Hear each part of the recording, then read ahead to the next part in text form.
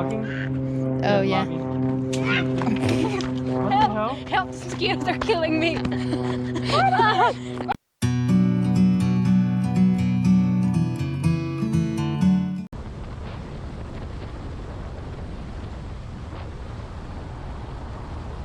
Hey everyone, it's Sherry with Squatchable Live, and right now we are at Donner Memorial State Park. We decided to go ahead and take a walk around here because it's been a long time since we've been up here.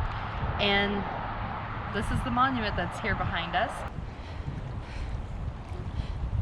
In the winter of 1846 to 1847, the Donner Party, which was one of the groups that came through the California overland route, they made some navigational errors, I believe, and they got trapped up here.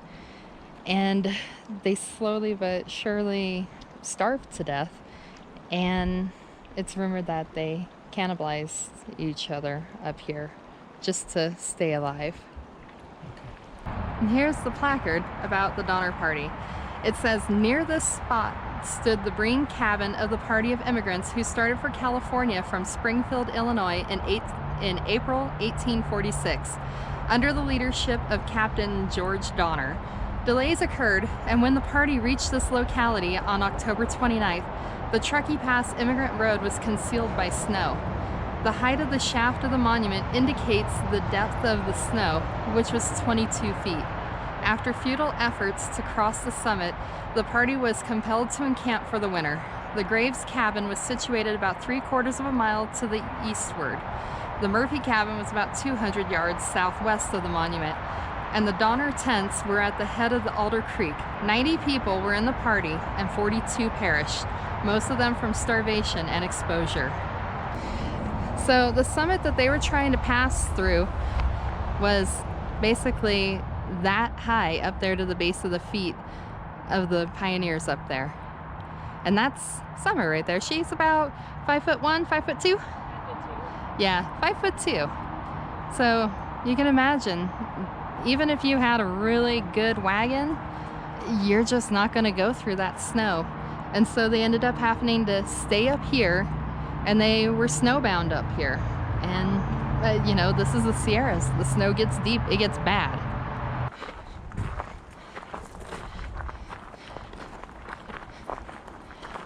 What you're seeing here is the area during the summertime. It would have been nice to come through here. You would have been able to find food. You would have had plenty to drink. Ooh, I mean, look at this. Okay, check this out. This is food right here. Okay, that fish has expired. It's got a crawdad on it, and it's got another little fish eating it. Yeah, it's a cute little trout. Unfortunately, it has met its end. But look at that crawdad. It's getting away. You know, that's all food sources right there. This would have been a good place for them to live out their time. You can see some other little carapaces and stuff from crawdad shedding. Oh, look, there he goes again, munching away. I mean, really, this creek, it's beautiful. Oh, there's another crawdad. They're coming out. Looks like these are signal crawdads because they got their little flashers.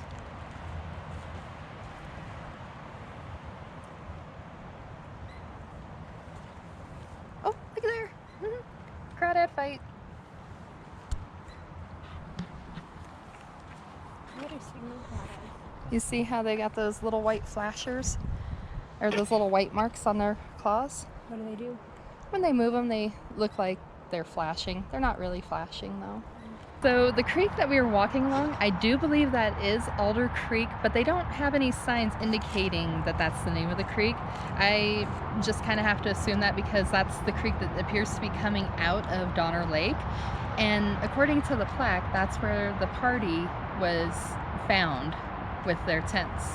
And probably a big part of why they may not have it clearly marked is, you know, some people might be messing with the site, and it's a historical site. They may be putting some protection in.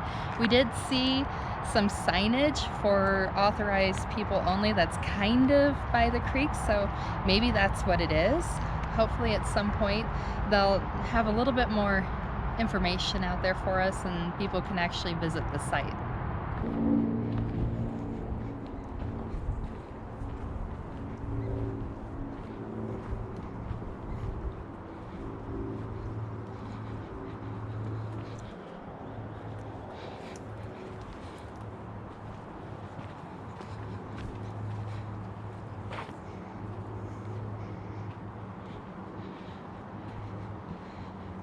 All right, here's a wider expanse of the creek.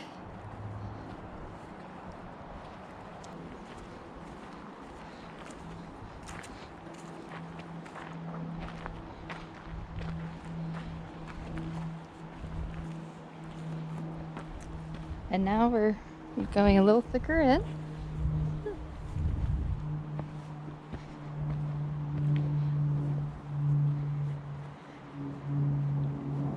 Looks like it's going to the rock fields. Oh, and the kids are traipsing through the woods.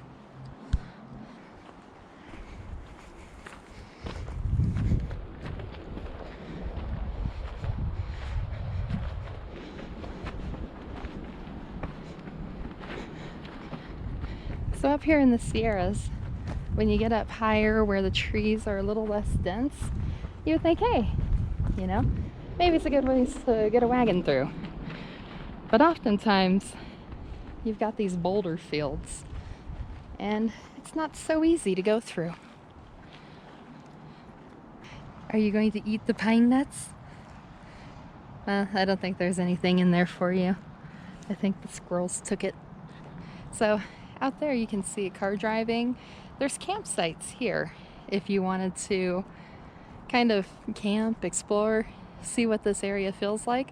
Of course, during wintertime, the snow's pretty dang deep up here, so it's not a winter camping experience. And I don't know if they allow, you know, snowshoers trying to camp out here, do some extreme camping. But, you know, I probably wouldn't recommend it, you know. There's a road up there.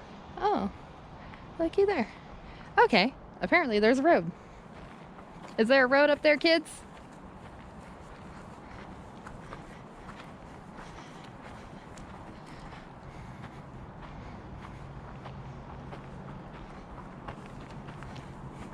Ooh, Summer has the purse today. Look at that glorious purse, Summer. Is that the latest fashion?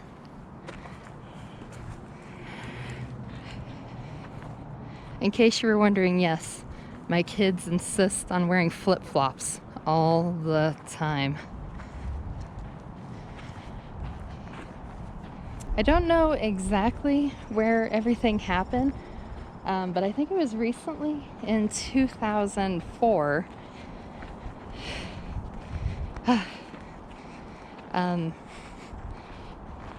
Archaeologists, or what'd you call them, archaeologists, when it's only in the 1800s? Historians, not archaeologists. Historians believe that they may have definitively found the spot along Alder Creek, which I think this is Alder Creek here. I mean, it has alders next to it. I'd assume it's Alder Creek. But they found evidence of cannibalism there. In this area, there were several camping places. In particular, this was the north end, or formed the north end and the fireplace of the Murphy cabin. It says General Stephen W. Kearny on June 22nd, 1847, buried under the middle of the cabin. So it says, following is a complete list of the members of the Donner Party who occupied the various cabins and tents. And they put up here, perished. And then over here, it says survived. As you can see, just because it's called the Donner Party does not mean all the people were Donners. There's some McCutcheons, or I am not going to try to say that name. There's some Kesselberg names on here, Graves, Breen. Over here you've got like Reinhardt, Wolfinger, but up towards the top you can see that a huge portion of the party was Donners. For the people that passed away that were actually named Donner, there's George Donner, Tamsin Donner, Jacob Donner, Elizabeth Donner. And literally for the family that's named Donner, there's 7 Donners that survived and 7 Donners that passed away.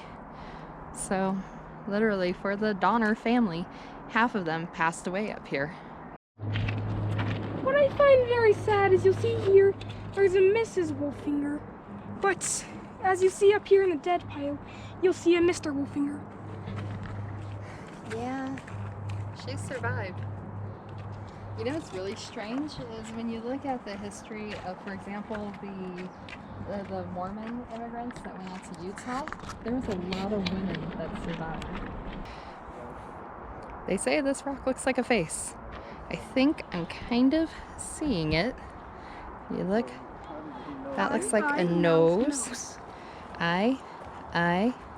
It's got a pretty cool top knot there. And there's a mouth right there.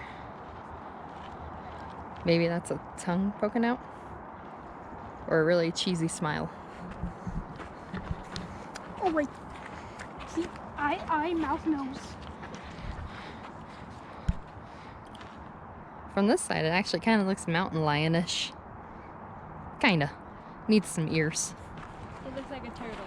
Yeah, Summer gets it. Summer says it looks like a turtle.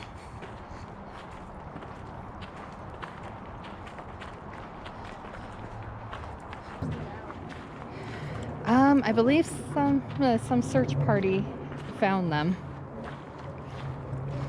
because they were expected. You think the Donner Party is where the story of the Windigos come from? No, there's other ones way before that. Yeah, there's some pretty scary Windigo stories, but usually when I read about them, they're more towards the Rockies and Midwest, the western part of the Midwest. I am going to tell you the story of the Windigo.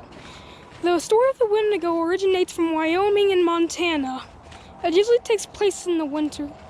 There are 7 acceptable stories of the Windigo, but the main one is the one I am going to tell you. The main one starts with 4 brothers. They were going on an expedition to explore the surroundings. This is early on in the start of America. They made a cabin during the winter to stay there for the rest of the year until they could rebuild their supplies and go on their next expedition. But they got trapped while they were trying to forage. So during the trap, they couldn't go outside and they had no rations. So they began to starve. And they starved enough to the point where one of the brothers grabbed his saw during the middle of the night and killed one of the others. He ate the brother, but when he was done consuming his brother, he turned into this unholy beast with horns, a deer skull, a withered, tall body with deer legs. He began to consume his other brother, but the last brother, the last surviving one that is, heard the Windigo. He came out with his axe. He tried to kill it, but he was too late. He was killed by the Windigo. It is said that whoever consumes flesh is doomed to become this creature, to stalk the forest in forever hunger, trying to kill more humans. All right.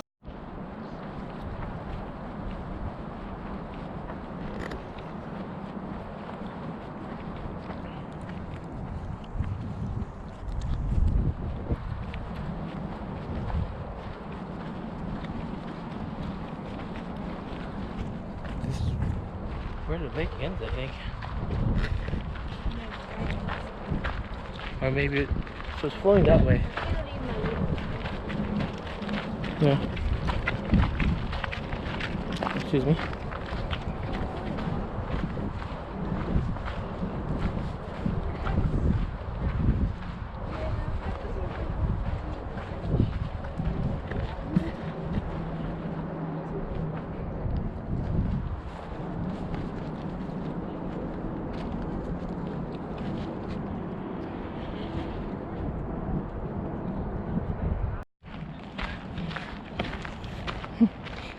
Oh, the poochie is enjoying the water.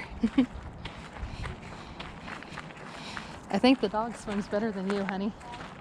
Yeah, the dog can swim and I can't. Of course he can. Do you have a lead brick in your rear end? I got a lead brick in my foot.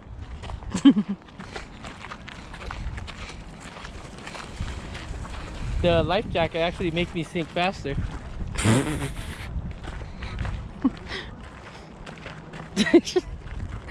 Oh my goodness. Yeah, every time we try getting him to swim, he starts sinking and panicking and then sinking more. It's only when he stands still, though. Huh? It's only when he stands still, though. If he's just swimming, then he can hold on to people.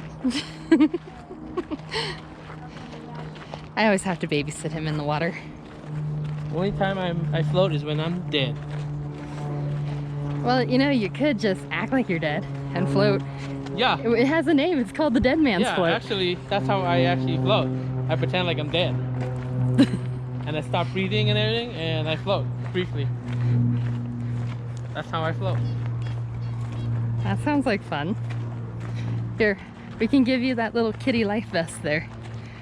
You got yourself some wings, a little chest marker.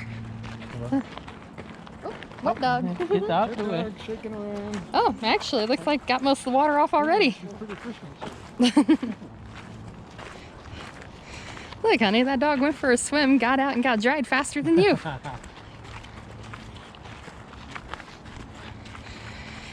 Hey, Drive Seth. faster when you have fur. I think that the big difference with the Donner Party and the Windigo story is that if the Donner Party did do cannibalism, they probably waited for people to pass away. Since there was snow, it would have been like a refrigerator. Kind of disgusting to say it that way. But with the Windigo story, he let his passion for food overwhelm him and he murdered people. Yeah, it's not the one I used to. Yeah. Mine's the one about starving. Well, the Donner Party was starving up here. I like mine better. The most commonly accepted one. Yeah.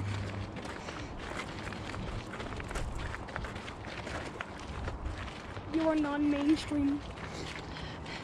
But, you know, even if the person that's a cannibal doesn't turn into, you know, the horned, cloven, hoofed beast, I mean, if you think about it, if you're a mentally ill enough person to murder somebody, you know, you've got some evil in there. Now, if his cabin mates are trying to eat him and he killed them and ate them first, or they're trying to kill him, then I don't know. I mean, do you think that would make someone into a Windigo? Yes, I was going to say I can do the full story with all the added features that I don't want to tell because I'm camera shy. Oh, why are you so camera shy? Oh, I am. I can come up with entire essays in my mind when I'm walking up to give a speech, but I can't do stuff with cameras. But the camera's facing that way. Oh, this mosquito. Oh, look, it's a beautiful meadow. Oh, it's our favorite kind. There's a story about a beautiful meadow for us. When we were up past Woods Lake, I think we were heading to the Crystal Mountains Basins. Can't remember the exact name. The Crystal Mountains, I think, is what they call it. It's up by Carson. And, well, we saw this really, really beautiful meadow. It was so beautiful. The trees were clear. The grass was lush. Oh my goodness. It looked like a dream place. So we got out of the car and we started going into the meadow. Turns out the mosquitoes hadn't been fed in like probably 50,000 years, and they saw all of us, and and the poor kids were munched within like a few seconds flat. I swear they probably got anemia from that one, and they never recovered because so many mosquitoes sucked their blood. But they had bumps all over their heads. They grew horns for the whole camping trip.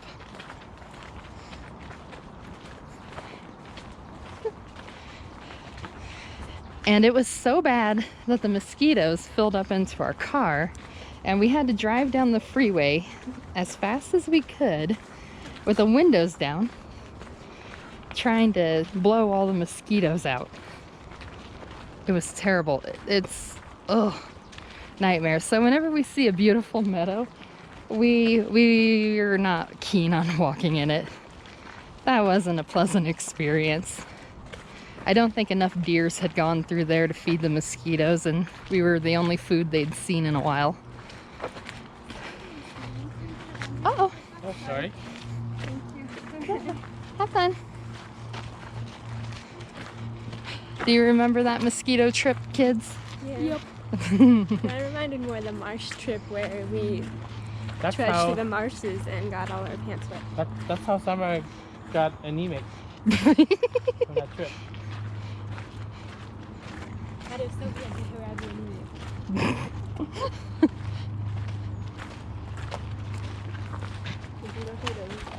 Oh, what does this say? Oh, okay. I wonder we're near the Donner party. You want to hear Seth's full version? Sure. Let me move this over here. You know, as a person ahead, You gotta be close to the snowfall. I'm just gonna tell you Here. so I can practice, Mom. Oh, okay. But it's not looking at you. Oh, that was a mosquito. Oh, they just want to hit me. No. What is this? Please don't let this happen again. Is he Oh. logging? Oh, yeah. What the hell? Help, mosquitoes are killing me. Okay, beautiful meadow situation. Okay. Nice artwork on that. Let's go. We're going the wrong way. I don't care. Back. No, there's still more trail. Okay, second husband. Are you okay? Oh, I think we're out of mosquito territory. Oh. Oh, that was bad. So, I smacked my son's forehead to kill a mosquito. Oh, oh. You got so many crawling on you. Run away, Summer!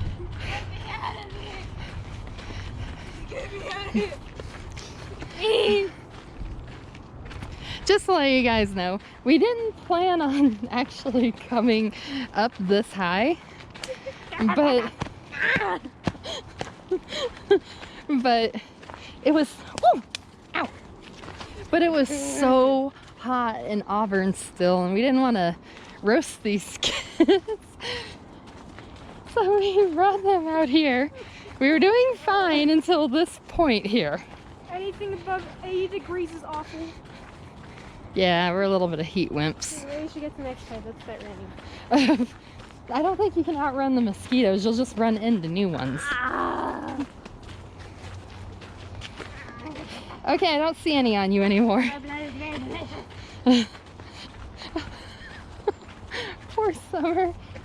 We're gonna have to put a lot of itchy cream on you, huh?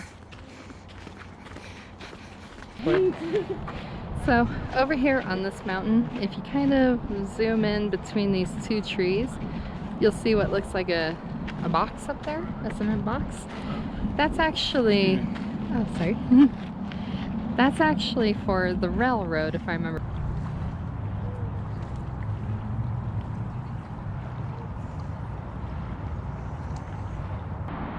So that's our trip around Donner Memorial State Park. I hope you enjoyed walking around with us, hearing a bit about what happened here, seeing the nature, also a little bit of the Windigo story you got there.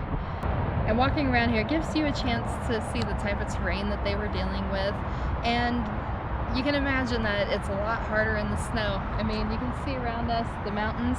The thing is, these mountains are very sharp, jagged, they're granite, they're not like soft rolling hills. So it's a tough environment to come through, and a lot of people came through the California Overland Trail, and a lot of people died, especially like you saw over on the Placard.